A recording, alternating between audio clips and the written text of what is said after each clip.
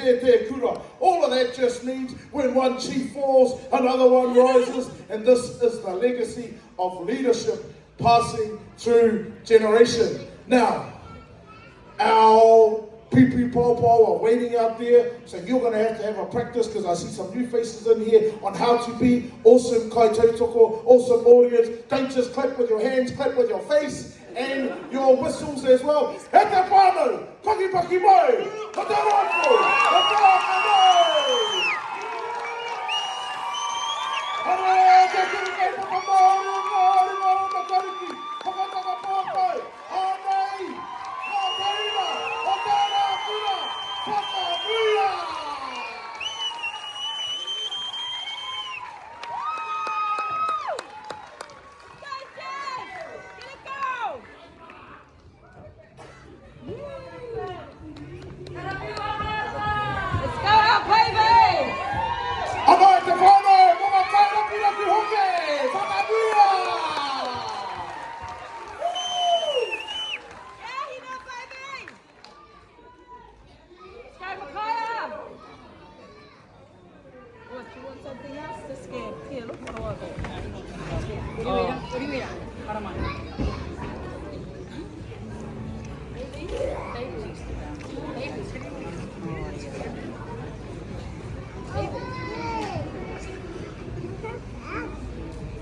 Pai mana.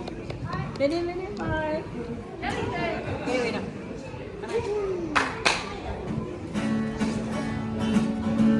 Bye.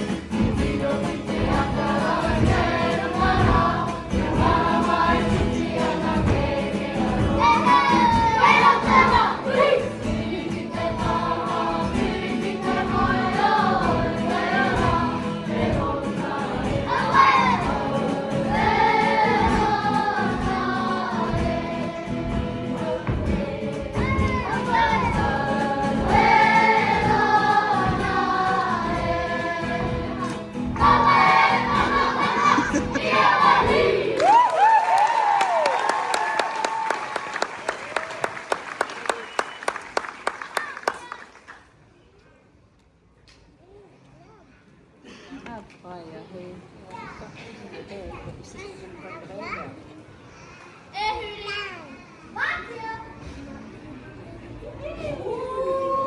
Let's go, boys!